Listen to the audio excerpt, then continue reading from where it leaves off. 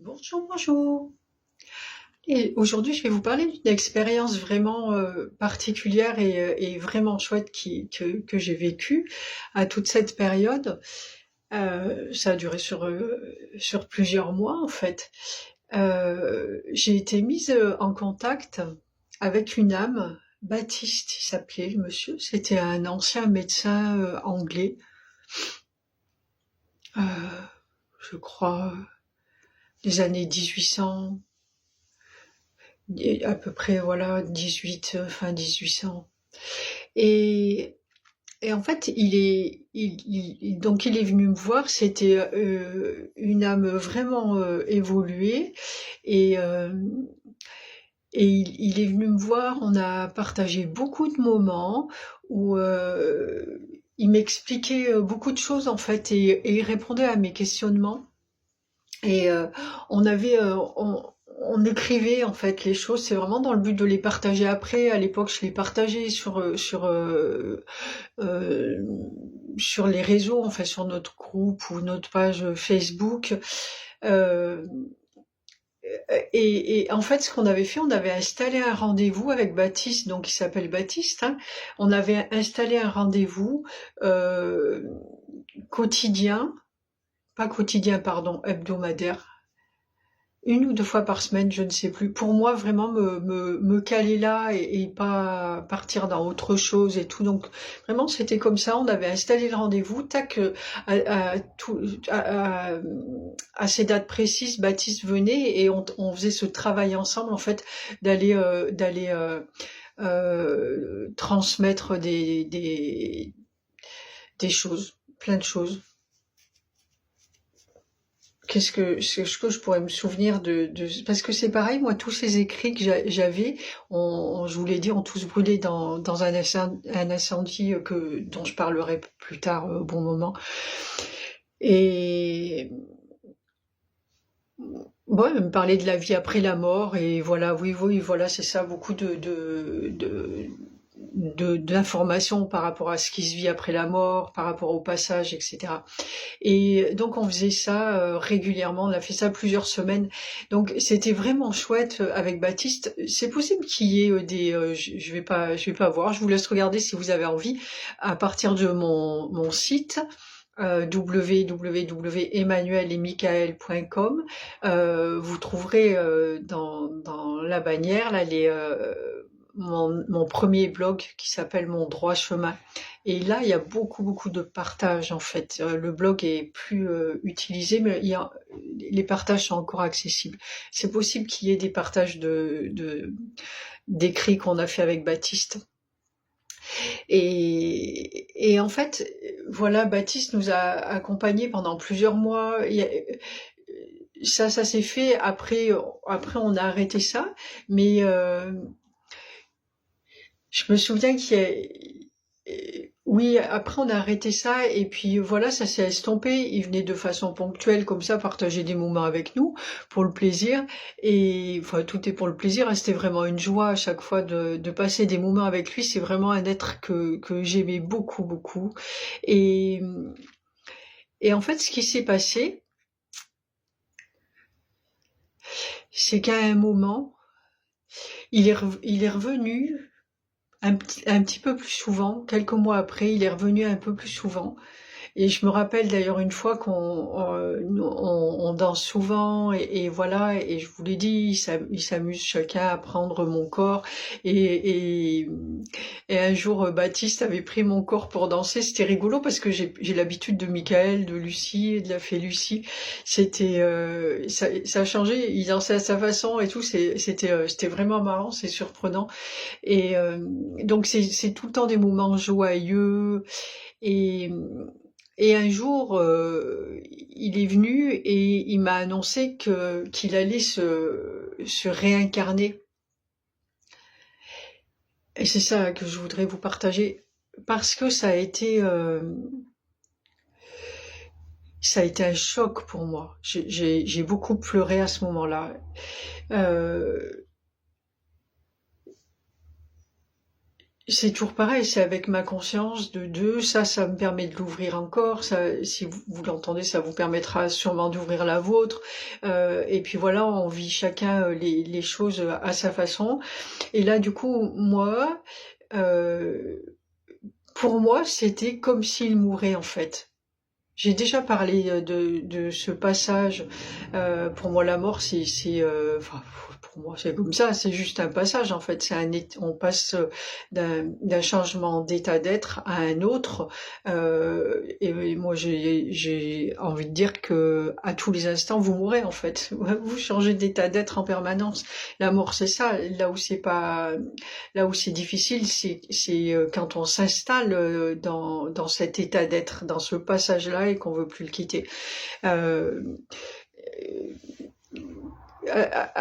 Toujours pareil, à tous les niveaux de la vie, c'est ça, c'est le processus se répète, mais à chaque instant vraiment. Donc voilà, entendez ça avec de la façon dont vous pouvez l'entendre. Et donc du coup, bah, il reprenait ce même passage, enfin, si on peut dire.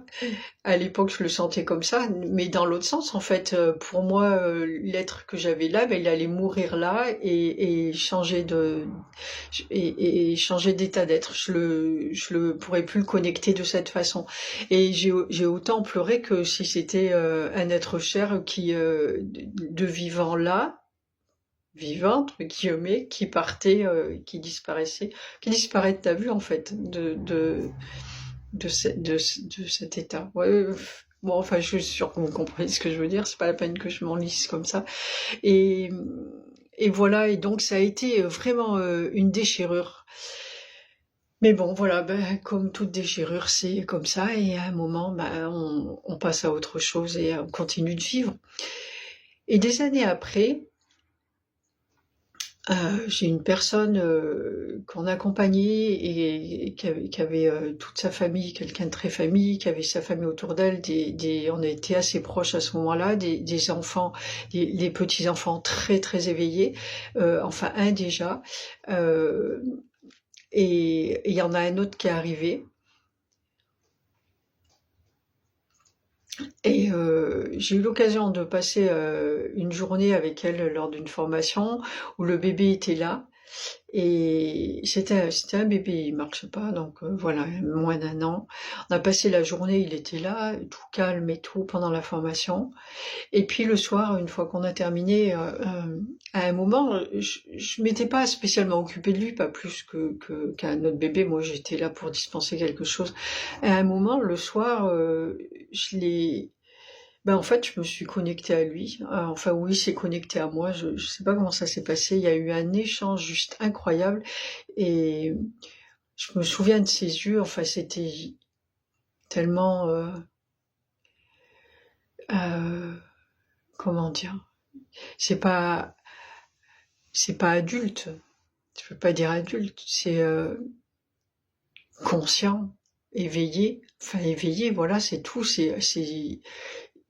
Je voyais ses yeux, dans ses yeux, j'avais l'impression qu'il savait tout. En fait, c'était puis l'échange était pas celui d'un bébé, pas c'était celui d'âme à âme, d'être à être. En fait, c'était un échange magnifique et ça m'a marqué ça. Et puis voilà. Et encore quelques années après. Euh, alors comment ça s'est passé? C'est pareil. Comment c'est arrivé? Pourquoi? Je ne sais pas. Et il est l'âme de cet enfant. Peut-être qu'il était malade et la personne m'a demandé de l'aider. En fait, c'était à distance. Et du coup, je me suis connectée à l'âme de cet enfant. Et il s'est avéré que c'était Baptiste, en fait. Et ça a été incroyable. Des retrouvailles, vraiment. Ça, c'est vraiment de la joie. Euh, on s'est retrouvés, en fait. Et c'était dans une grande joie. Et voilà.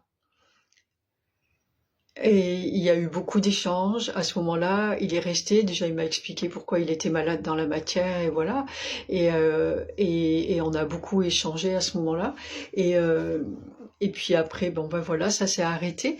Et j'avais l'impression, comme tous les instants, quand tu les vis pleinement, c'est l'éternité. T'as l'impression que ça va durer tout le temps. Et puis ben non, ça s'arrête aussi.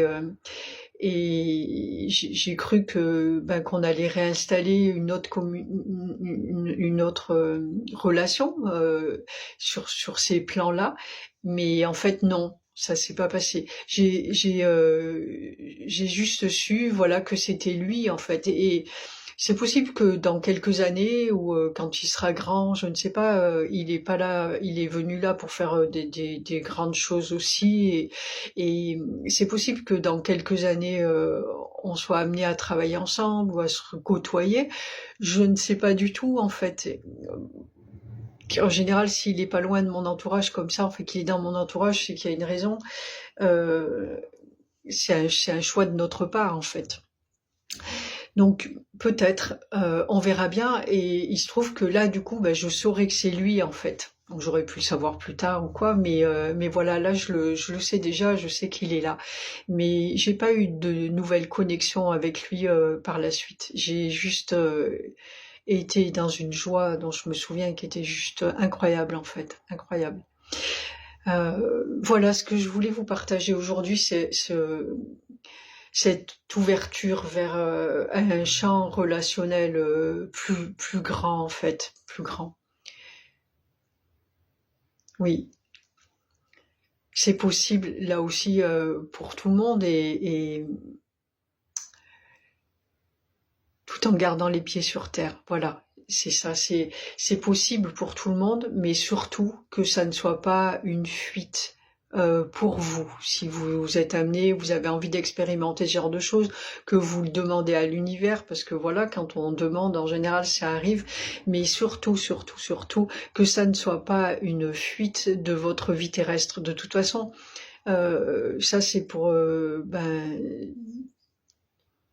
c'est un conseil qui est valable à tous les niveaux et voilà, surtout que toute cette ouverture, quelle que soit la façon dont elle se passe, tout cet éveil, toute cette ouverture ne soit pas une fuite à ce que vous vivez ici.